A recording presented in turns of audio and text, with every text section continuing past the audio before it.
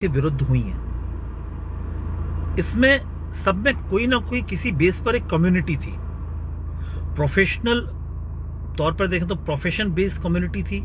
इंदौर की घटना में सारे हमारे वकील साथी थे। मऊगंज में देखें तो हमारे आदिवासी भाई लोगों की कम्युनिटी थी। मतलब जहां भी कह लें कि एक कम्युनिटी की जब भीड़ इकट्ठी हुई तो पुलिस के ऊपर दबाव बनाया गया। दबाव बनाए जाने के बाद हिंसा हुई। और बात यह नहीं कि हिंसा हुई है, संवैधानिक अधिकार है सभी के, सबको अपनी अपनी बात रखने का अधिकार होता है। और पुलिस तो खैर खुले मंच पर होती है। तो मतलब पुलिस के साथ माहौल में अराजकता पैदा करना और मैं क्या ही बोलूं, मतलब कि एक हमारे एएसआई साहब की हत्या कर दी गई, तहसीलदार साहब, टीआई साहब गंभीर रूप से घायल, और भी कई पुलिस कर्मियों को चोटें। ये बात ये नहीं है कि ये घटना, कई लोग बोलते हैं कि एक सामान्य आदमी के साथ होती तो क्या होती। सामान्य आदमी के साथ हो जाना और उसके साथ होना जो सामान्य आदमी की रक्षा के लिए नियुक्त है, या जो सेवा इसी चीज की दे रहा है कि उसको सामान्य आदमी के अधिकारों की और सामान्य आदमी की रक्षा करनी है। मतलब मन इतना व्यथित है कि मैं एक ऐसे विभाग से हूं कि हम कभी भी भीड़ नहीं बना सकते। वरना जैसे आपका ऑर्गेनाइजेशन है, जैसे आपने बोला कि फलाना एकता जिंदाबाद, फलाना वो जिंदाबाद, हम नहीं कह सकते कभी कि हमारी कोई ऑर्गेनाइजेशन नहीं है। तो मेरा आप लोगों से यही कहना है कि मतलब क्या हम ऐसे ही शिकार होते रहेंगे मध्य प्रदेश पुलिस। और ये बात कहने के लिए मैं क्यों आया हूं, मतलब मैं, हालांकि मुझे मेरी सैलरी मिल रही है, पर महीने के अंत में 59,880 रुपए के लिए मैं सिर्फ कुछ ना बोलूं यहाँ की, मैं क्यों बोलूं, मेरे साथ तो क्या ही हुआ है। और मुझे कोई दिक्कत भी नहीं है, मैं छतरपुर जिले में पोस्टेड हूं, तो इन सब चीजों से मेरे ऊपर कोई भी प्रत्यक्ष अप्रत्यक्ष किसी तरह का कोई प्रभाव नहीं पड़ा है। लेकिन मैं आपको बता दूं कि इसके पहले मेरी पुलिस विभाग की सेवा काल जो है वो मतलब 8 वर्ष का ही सेवा काल है अभी। इसके पहले मैं सेना में रहा हूँ 18 साल, 18.5 साल मैंने सेना में सेवा दी है। तो है मुझ में इतना जज्बा कि मैं किसी भी मंच पर खड़ा होकर अपनी बात कह सकता हूं। इसका क्या प्रभाव पड़ता है मेरी सेवा पर, प्रतिकूल प्रभाव पड़ता है, अनुकूल तो खैर क्या ही पड़ेगा, मुझे इस चीज की चिंता नहीं है। लेकिन जो दिल में है वो बोलूंगा कि क्यों पुलिस विभाग ऐसी भीड़ तंत्र का शिकार हो रहा है। आप बताइए, मैं आपको इंदौर की घटना के बारे में ब्रीफ कर रहा हूं, जिसको ना भी पता हो तो मैं आपको बताता हूं कि मतलब एक, आपने वीडियो देखा होगा, आप देख लीजिए वीडियो, सोशल मीडिया पर वायरल वीडियो है। एक कोई व्यक्ति है, वो स्कूटी पर जा रहा है, सामने खड़े हुए 3 लोग हैं, उनसे उसका कुछ वाद विवाद होता है, कुछ बात होती है, वो तीनों लोग आकर जो है उसके ऊपर झपट पड़ते हैं और मारपीट करने लगते हैं। इतने में पता नहीं कहां से एक आरक्षक आता है, तो वो सीधा आकर उन तीनों के ऊपर आक्रामक हो जाता है और डंडे से मारकर उनको अलग करता है। अब संवैधानिक अधिकारों के तहत देखा जाए तो आप कह सकते हैं हाँ ये तो बहुत गलत हुआ है, उसने डंडा क्यों मारा बिना बात किए। लेकिन जब 3 लोग किसी असहाय व्यक्ति को मार रहे हैं और वो व्यक्ति आप होते, आपका कोई परिजन होता, तो आपको ये कृत्य बहुत अच्छा लग रहा होता। लेकिन चूंकि आप उन आक्रमण करने वाले 3 लोगों की तरफ से हैं, तो आप फिर अब वो संविधान वाली बातें आ जाएगी। तो पुलिस किस लिए बनी हुई है? हमारे माननीय पूर्व मुख्यमंत्री जी ने कहा था कि दुष्टों के लिए काल बने रहो और सम्मानीय नागरिकों के लिए जो है आप बिल्कुल नर्म बने रहे। तो हमें तो यही अच्छा लगता है कि मतलब, और करना भी हमें, हमारे ख्याल से तो ऐसे ही होना चाहिए कि दुष्टों के लिए हम काल बने। और काल बनने के लिए हाथ में कुछ ना कुछ तो होना चाहिए। उनके हाथ में तो सिर्फ डंडा था।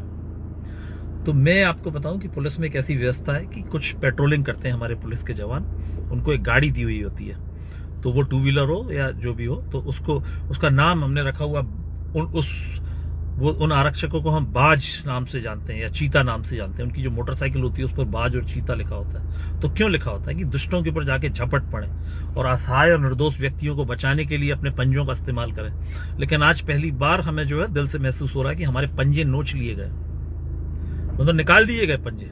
मतलब मुझे इतना दुख हो रहा है। ठीक है, हर चीज संवैधानिक दायरे में हुई है, उनके ऊपर एफआईआर दर्ज करा दी गई है, सॉरी, उनको सस्पेंड कर दिया गया।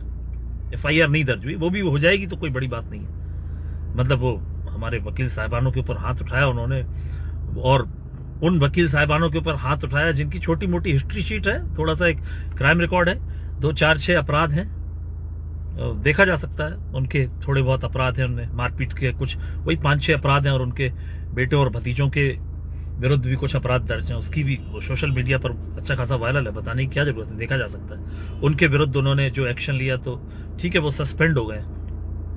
कल को ऐसा ही कोई काम होगा तो मैं आज सोशल मीडिया प्लेटफॉर्म पे हूँ, बता दूं मैं भी वही करूंगा जो उन आरक्षकों ने किया था। सस्पेंड होना भी मंजूर है, और मैं उन आरक्षकों से कहना चाहता हूं कि मेरे जैसा हर शासकीय सेवक उनके साथ है। वो बेदाग बरी होंगे, जांच होगी, इस चीज से बेदाग बरी होंगे, हमें इस चीज का पूरा विश्वास है। और नहीं भी होते हैं तो उनका जमीर जिंदा रहना चाहिए। और आप कल्पना कीजिए कि अगर वो आरक्षक देखते हुए भी कुछ ना करते तो आज वो सस्पेंड नहीं होते, उनका जमीर लेकिन खा जाता उनको। मतलब मुझे तो मतलब इस कभी कभी ऐसा दिल करने लगा, टीस उठने लगी है दिल में कि मतलब मैं पहले सेना में था और मैं यहाँ आ गया उस, मतलब क्या बोलूं मैं, हाथ मतलब तीर भी चलाने और परिंदे भी बचाने, तो ऐसे कैसे तीर चला रहा हूं मैं, मतलब क्या तीर चलाऊं, कैसे शस्त्र दिए हैं हमको। शीर्ष नेतृत्व हमारा माननीय मुख्यमंत्री जी से करबद्ध निवेदन करता हूं कि मुख्यमंत्री जी, आदरणीय मुख्यमंत्री जी, कृपया करके हमारी ओर देखिए।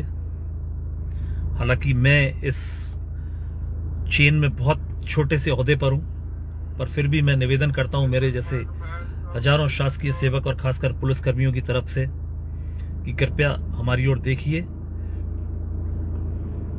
हमारा दम्भ जिंदा रहने दीजिए।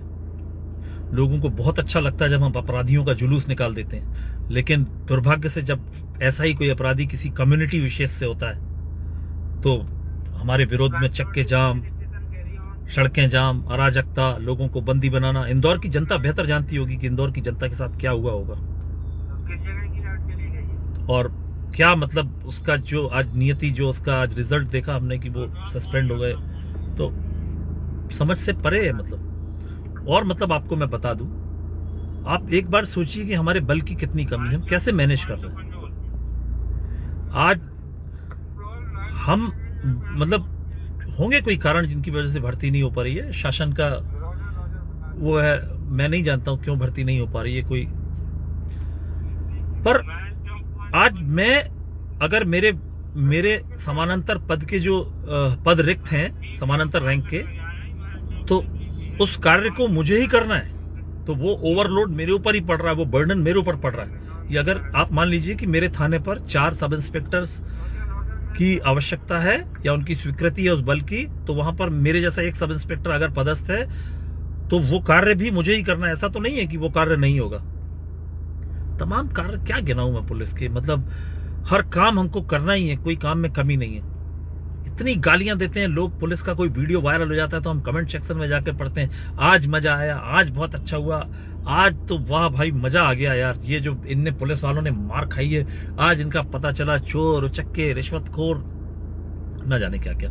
वो ऐसे लोग जो ये कमेंट करते हैं, उन लोगों से भी मेरा एक ही कहना है कि भाई साहब,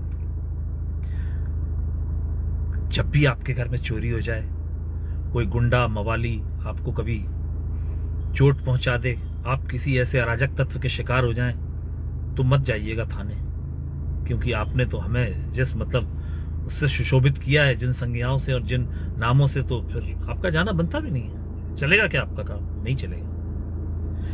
आज से 10 साल पहले, करीब 11 साल पहले, साउथ इंडिया में किसी एक नेता ने बोला था, तथाकथित नेता ने बोला था कि 15 मिनट के लिए पुलिस हटा लीजिए फिर देखिए। तो मतलब मैं उसके भाषण की तरफ नहीं जा रहा हूं ना, उसके भाषण में कुछ ऐसा था, लेकिन एक बार सोचिए आप, उसने भी ये कहा था कि 15 मिनट के लिए पुलिस को हटा लीजिए। तो भय है पुलिस का आज भी, किसमें? सामान्य व्यक्तियों में नहीं है, अराजक तत्वों में, असामाजिक तत्वों में, चोर गुंडे मवालियों में आज भी पुलिस का भय है कि लोगों को ये कहना पड़ता है ऐसे लोगों को कि 15 मिनट के लिए पुलिस को हटा लीजिए। आप कल्पना कीजिए कि अगर कोई पुलिस की ऐसी यूनियन होती या पुलिस हड़ताल आदि से काम बंद कर देती या ऐसा कुछ होता, तो मतलब आप कल्पना कीजिए कि कैसे सामान्य जीवन चलता। मैं ये बताकर आपकी हमदर्दी कतई नहीं बटोरना चाहता हूं कि हम संडे को काम करते हैं, हम त्योहारों के दिन काम करते हैं, हम ये करते हैं। हम यहाँ पर we are here by choice, not by luck. तो हम अपनी पसंद से यहाँ पर आए हैं, तो हमें ये सब करना ही है। ये हम आप पर एहसान नहीं कर रहे हैं, लेकिन ऐसा काम, इतना काम करने के बाद भी जब ऐसी घटनाएं होती हैं तो दिल पर थोड़ा सा दुख होता है। मेरी 3 बहनें, तीनों बहनों के आज फोन आ चुके हैं। आज भाई दूज है, तीनों बहनों के फोन आ चुके हैं, तीनों बहनों का मैसेज आ चुका है। तो मैं फिर कह रहा हूं कि मैं आपकी हमदर्दी नहीं बटोरना चाहता ये कहकर कि मैं आज भाई दूज पर घर नहीं पहुंच पाया। मेरी ड्यूटी ऐसा है, मुझे इसके लिए पे किया जाता है, और 12 महीने की जगह मुझे 13 महीने की सैलरी पे की जाती है। ठीक है, लेकिन वो छोड़ दीजिए। आप इतवार भी काउंट करेंगे तो साल में मेरे ख्याल से 52 हफ्ते होते हैं, तो 52 इतवार होते हैं, तो 52 दिन हो गए, तो वो हम ले लेते हैं सैलरी। ठीक है, वो बात नहीं है, इशू नहीं है। पर आप एक बार सोचिए कि आपकी सुरक्षा में लगा हुआ बल, मतलब उसके साथ आप कैसा व्यवहार कर रहे हैं। आप हत्या कर दी आपने एक पुलिसकर्मी की, मतलब एक समाज विशेष के लोगों ने, मतलब रीवा में, मतलब क्या कहना क्या था कि एक जो उनका एक आदमी है वो वाहन दुर्घटना में मरा था, नहीं उसको तो मारा गया है, और आपने जो है जिसके ऊपर आपको शंका थी आपने उसको बंदी बना लिया, और जब उसको छुड़ाने गए तो आपने एक टीआई के हाथ पैर मतलब गंभीर रूप से जख्मी कर दिया, तहसीलदार साहब को मतलब गंभीर रूप से एक एसएफ के जवान की हत्या कर दी। मतलब कहीं है नाम उनका, है कहीं नहीं है नाम उनका। कैसे विभाग में काम कर रहा हूं मैं, मेरे को तो कभी कभी हीक उठने लगती है यार। मैं मतलब अब तो बस भी नहीं चलता कि मतलब कभी कभी दिल होता है कि छोड़ दूं। मैं लिख लेता हूं, कभी कभी अपना इस्तीफा लिख डालता हूं कि ये लिख देता हूं, ये दे देता हूं। फिर सोचता हूं कि क्या मेरे जाने से सिस्टम सुधर जाएगा। फिर मन में आया कि एक बार आवाज उठा देता हूं, शायद किन्हीं सही कानों तक ये आवाज मेरी चली जाए। मेरी ये आवाज शायद किन्हीं सही कानों तक चली जाए, कोई हमारी बेबसी समझ ले कि हम कितने बेबस हैं। हमें जो नाम दिए गए हैं, हमारे स्क्वाड्स को चीता, बाज, इनके नाखूनों को नोच दिया गया, इनकी शक्ति छीन ली गई है। मेरा मैसेज देखने वाले जो भी ऐसे लोग जिनके हाथ में कुछ पावर है, जो मुझसे बहुत बड़े बड़े ओहदों पर बैठे हैं, मैं उनसे जो है वो करबद्ध निवेदन करता हूं कि सर कृपया हमारी स्थिति को देखिए, हमें समझिए, हमारे स्वाभिमान को जिंदा रहने दीजिए। कितनी खुश होती है जनता जब लोगों के, अपराधियों के, गलत लोगों के जुलूस निकलते हैं। लेकिन बस वही नेता, वही जो आदमी है, अगर वो किसी छोटी मोटी कम्युनिटी का निकल जाता है और उस कम्युनिटी के लोग भीड़ बना के इकट्ठे हो जाते हैं और उसके लोग नेतागिरी करने लगते हैं साथ में, तो मतलब क्या होता है फिर रिजल्ट, है ना। दबाव में आने के बाद हम सस्पेंड हो जाते हैं। कितनी हास्यास्पद सी बात है। फिर मुझे अपना वही पुराना, मतलब मुझे अपना पुराना सेवा काल याद आता है। मतलब मैं क्या ही बोलूं, बार बार मैं क्या था क्या नहीं था। लोग बोलेंगे कि वो लोग तो सरफिरे होते हैं, वो यहाँ उनका काम नहीं है। ठीक है, मैं जानता हूं कि वहां हम सीमा पर रहते थे, वहां हम समाज में नहीं जुड़े हुए थे, यहाँ हम समाज में रहते हैं, आम जन से हमारा पाला पड़ता है। लेकिन ऐसे होते हैं आमजन, ऐसे आमजन, मतलब भीड़ तंत्र को। और मैं सर प्लीज संज्ञान लीजिए इस चीज का। जो भी मेरे बैठे हुए ऊपर सक्षम अधिकारी हैं, हमारे माननीय मुख्यमंत्री जी हैं, गृह मंत्री भी हैं, वो सर प्लीज संज्ञान लीजिए हमारा। मैं निवेदन कर रहा हूं सर, पुलिस की दशा पर ध्यान दीजिए सर।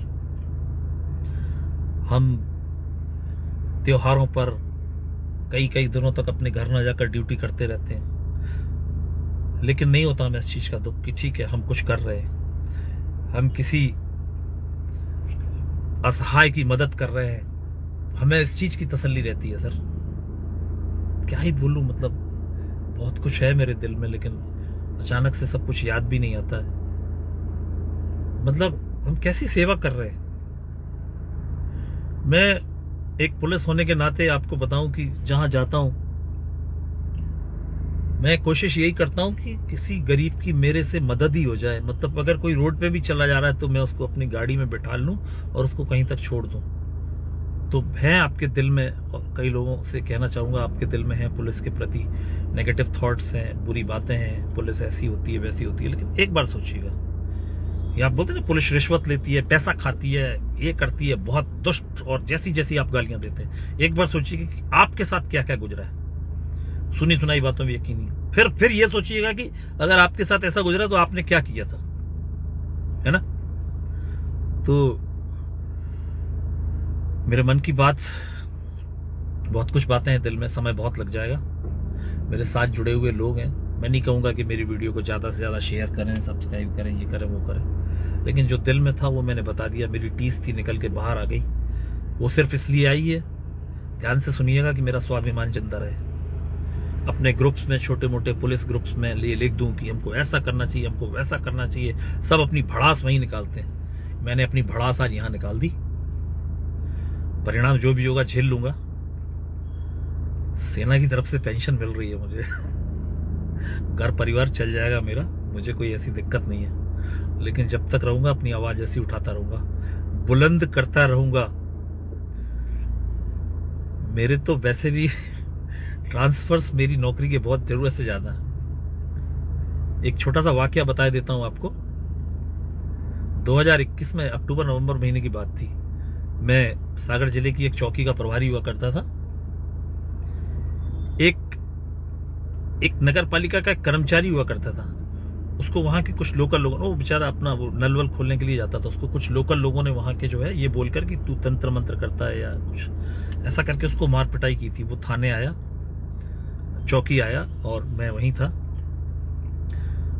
तो इतने में आरोपी भी पीछे से आ गए भीड़ बनाकर कि सर इसके विरुद्ध ये रिपोर्ट करो। ठीक है, मैंने उनको शांत किया, बैठाला।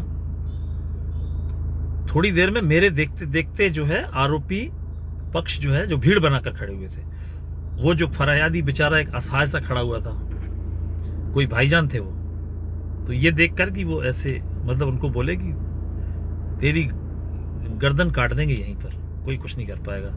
तो वो मेरे अंदर का वो जो पुराना जो मेरा व्यवसाय था ना, वो मैं बताना नहीं चाहता बार बार, वो जाग उठा वो। तो मैंने 2 डंडे उठाए और एक ही मार पाया उसके पैर में। बस उसने, वो आरोपी ने नाटक शुरू कर दिया, और बस लेटना पाटना ये वो, एक ही मारा था डंडा छोटा सा पैर में, तमाम मेरे ऊपर गाज गिरी, ये हुआ वो हुआ। ठीक है, वो विभागीय चीज है, संवैधानिक अधिकार नहीं है मेरा ये, मतलब संवैधानिक कर्तव्य नहीं है मेरा ये ऐसा करना, लेकिन इसके बिना काम चलता भी नहीं ऐसा कर। आप दुष्टों के लिए, आपको थाने में बैठ के अगर कोई किसी को गला काटने की धमकी दे तो मैं क्या ही करता। अभी कई लोग